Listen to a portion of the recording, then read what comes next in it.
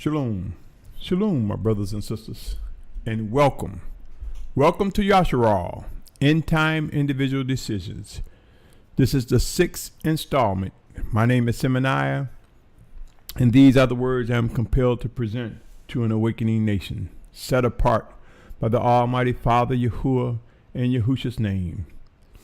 My brothers and sisters, end times are real. They are ramping up before our very eyes. While many of us may be asleep or may be yearning for specific times and dates, this does not stop the plan of the Most High from unfolding.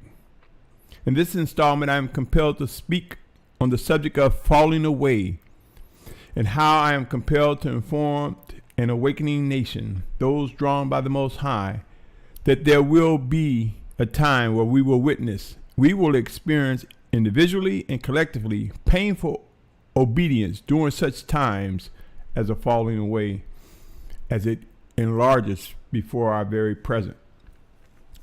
Allow me to present the following, my brothers and sisters. 2 Thessalonians chapter 2, verse 3 and 4. 2 Thessalonians chapter 2, verse 3 and 4. It reads as follows: Let no one deceive you in any way, because the falling away is to come first, and the man of lawlessness is to be revealed, the son of destruction. It goes on, who opposes and exalts himself above all that is called the Almighty One, or that is worshipped, so that he sits as the Almighty One in the dwelling place of the Almighty One, showing himself that he is the Almighty One. My brothers and sisters, whether we realize it or not, the dwelling place of the Almighty One is within us, individually and collectively. Many people look at this as the brick and mortar. Time will prove that the lawless one will approach the camp of the gathered of the Almighty Father. He will approach the dwelling place of the children of Yahuah, Yasharal, and try to present himself as the Almighty One. Time will prove these words, my brothers and sisters. Let me also present Matthew chapter 24, verses 4 and 5, verses 9 and verses 24, each in the 24th chapter of Matthew. 24, 4 and 5 reads as follows: And Yahusha answered and said to them, Take heed that no one leads you astray. For many shall come in my name, saying, I am the Messiah, and they shall lead many astray. Then dropping down to verse 9, it said, Then they shall deliver you up to affliction and kill you, and you shall be hated by all nations for my name's sake. Dropping to the 24th verse, For false messiahs and false prophets shall rise, and they shall show great signs and wonders, so as to lead astray, if possible, even the chosen ones. You see, there's a distinction, my brothers and sisters, about those being led astray. There's a distinction in allowing us to know that there will be those of us that will be killed for Yahusha's name. And there's a distinction about those who are chosen. And I believe this distinction is to let us know that even though some of us will die, some of us will be killed for Yahusha's name's sake, some of us will just be put to sleep because we are not called, we're not chosen to fulfill certain prophecies. But know this, my brothers and sisters, the Most High disciplines his children. He refines his children, and he will be successful in those that he has chosen to fulfill end-time prophecies. Never forget, O Yasharal, it is written that the Mashiach Yahusha did and will prove to bring necessary divisions among men. Who is aware of the life in Matthew 10th chapter? Matthew 10th chapter. You know, sometimes we fail to realize that even in camps, the Spirit of Yahuah will bring division, separating the wicked from the set apart. There will be purgings. There will be times where the set apart will come away. There will be times where the set apart will purge the wicked from among us. You see, my brothers and sisters, compromising fellowships cannot reflect the unity that is necessary for end times, nor can it reflect the unity and set apartness that is required of us. Let me read Matthew chapter 10, verse 34 through 39. It reads as follows: Do not think that I have come to bring peace on earth. I did not come to bring peace, but a sword. For I have come to bring division, a man against his father, a daughter against her mother, a daughter-in-law against a mother-in-law, and a man's enemy are those of his own household. He who loves father, mother more than me is not worthy of me, and he who loves son or daughter more than me is not worthy of me. And he who does not take up his stake and follow after me is not worthy of me. He who has found his life shall lose it, and he that has lost his life for my sake shall find it. Yasharal, and coming into the life of this passage I just read, when the Most High begins to work with us more intensely, as we find ourselves moving into obedience, it will be painful obedience, and that painful obedience will be realized as we witness the falling away. Those who cannot walk no longer with the set apart children, those who will be purged or left behind.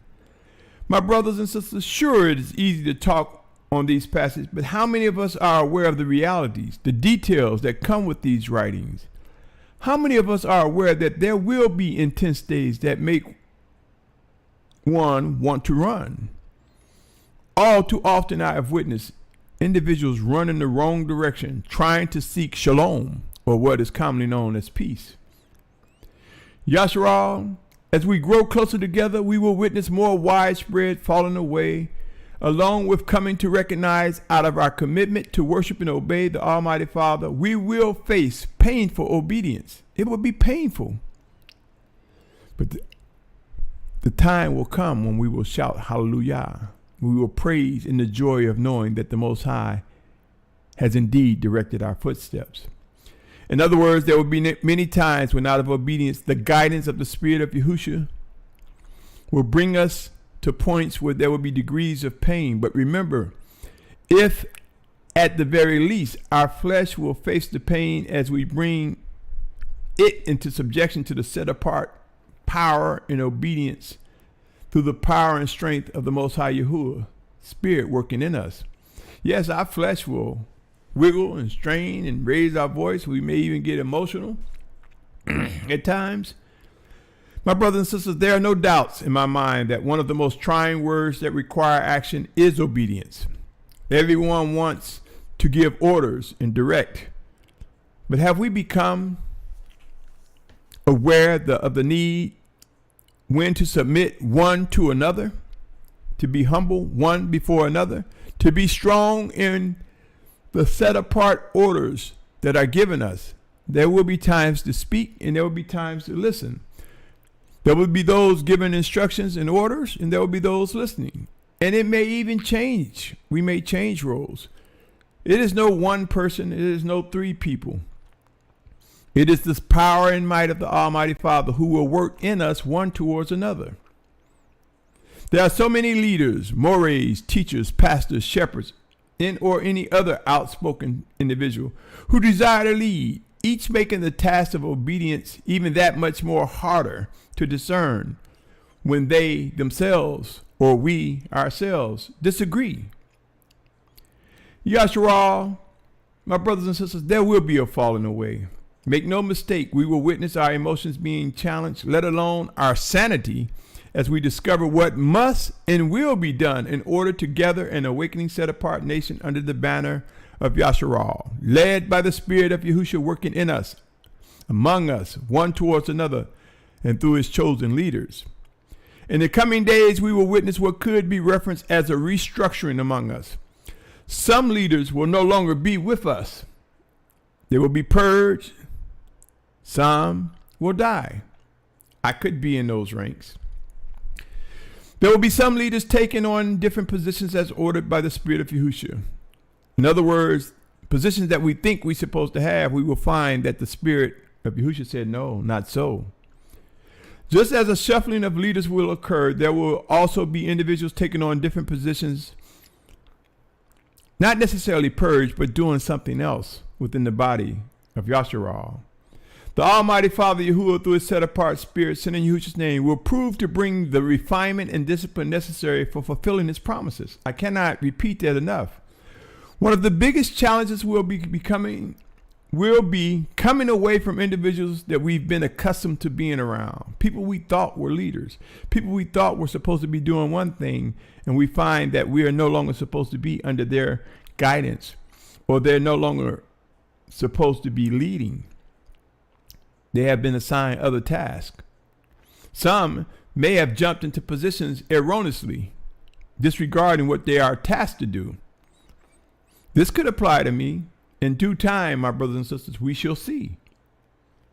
Such leaders will demonstrate how we are to recognize living orders by the Spirit of Yahusha, those who are led by the Almighty Father. We will adapt. We will find ourselves in destruction and restructuring to bring about the unity that is mandated by the Almighty Father. Yes, egos will be bruised and hurt. Let me also warn you, O Yasharal, those who would use the words and actions associated with, let us agree to disagree. This is wicked. It is not scriptural. It is a compromising phrase to agree to disagree. Iron will sharpen iron, and iron sharpening iron mean like metals, like beliefs, like intentions. My brothers and sisters, there will be a purging. I cannot stress it enough. The falling away have begun. The restructuring have begun. Many people have taken passages out of their true meaning by disregarding other passages of scriptures. When it comes to the separating of the wheat and tares or lambs and goats, you see, my brothers and sisters, some people think agree to disagree meaning, let the wheat and tares grow because the scriptures say that. But I say to you, my brothers and sisters, though this may be written in the word, we must seek the life and see what it means, because there are times the scriptures say purge. There are times the scriptures say come away. There are times we must indeed be separated. Let us not get caught into thinking that the Most High is saying it's okay to just be in compromising situations. Consider Matthew 13:24-30. Another parable he put before them, saying, the rain of the heavens have become like a man who sowed good seed in his field. But while men slept, his enemy came and sowed darnel among the wheat and went away. And some would say tares, depending on what version you read. And when the blade sprouted and bore fruit, then the darnel also appeared. And the servants of the master of the house came and said to him, Master, did you not sow good seed in your field? From where then does it have darnel? And he said to them, a man, an enemy did this. And the servant said to him, do you wish that we go and gather them up? But he said, no, least while you gather the darnel, you also uproot the wheat. See, they wanted to do it. He told them not to do it. He didn't say, I'm not going to do it. You see, my brothers and sisters, and let us be mindful. First fruit is when it becomes obvious what that plant is. Notice how it says, when they looked at it, and the darnel grew. Let's see here. 26th verse and say, when the blade sprouted and bore fruit. See, so there are first fruits. There are degrees when things become obvious. So if it's obvious wickedness, we must remove it as directed by him. So when he's saying here is don't just take it upon ourselves to say we're going to remove it. We're going to do it. No, we must be led by him. He goes on to say, let both grow together until the harvest. And at the time of the harvest, I shall say to the reapers, first gather the darnel and bind them in bundles to burn them, but gather the wheat into my granary. So many people will go to this and say, well, he read that wrong. This is at the harvest. Wait until the harvest come. Have we not heard people say harvest time is now? Will there be a burning in the final judgment day? Indeed, it will. But let us not distract ourselves and dismiss what must be done. Matthew 25:31-33 says, and when the Son of Adam comes in his esteem, all the set apart messengers with him, then he shall sit on the throne of his esteem. And all the nations shall be gathered before him, and he shall separate them from one another as a shepherd separates his sheep from the goats. And he shall set the sheep on his right hand, but the goats on his left hand. You see, my brothers and sisters, many people think that there is no separating going before him. But I read earlier when the Mashiach, I read in the 10th chapter when he said he brings division. So let us not become confused, but understand there's a time and season for different actions from the Most High. Let us seek to discern the life in them before we find ourselves overtaken with compromising fellowships or compromising teachings. 1 Timothy chapter 6, verse 3 through 5. Come visit with me. 1 Timothy chapter 6, verse 3 through 5. It says, if anyone teaches differently and does not agree to the sound words, those of our Master Yahushua Messiah, and to the teachings which is according to reverence, he is puffed up, understanding none at all, but is sick about questionings and verbal battles, from which come envy, strife, slander, wicked suspicions, worthless disputes of men of corrupt minds and deprived of the truth, who think that reverence is a means of gain. Withdraw from such. Withdraw from such. Withdraw from such. I'm repeating, my brothers and sisters. It does not say agree to disagree and hang out. Amos chapter 3. That was 1 Timothy chapter 6, verse 3 through 5. Amos chapter 3, verse 3 says, would two walk together without having met? And some versions say, how can two walk together unless they agree? Again, my brothers and sisters, Matthew 10th chapter, verse 34 through 39 talks about the division, talks about the power of the sword, the power of the word of the Most High, through Yahusha HaMashiach. My brothers and sisters, one whose eyes and ears are open can clearly see there will be times of coming away. There will be times of purging and division in the coming days. Yes, the falling away is real. We are to keep in mind that there will be those who will walk very similar to set apart ones who will be among our ranks. They will mimic, they will copy our actions and behavior to an extent where it will seem as though they are indeed our brothers and sisters. But the Most High has a plan and a response for such. But the obvious, my brothers and sisters, let us not walk knowing we are in a compromising, conflicting state.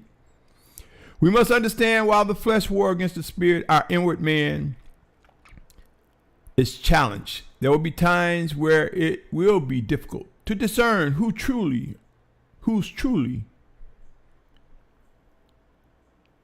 a possession of the Most High, who's truly are set apart.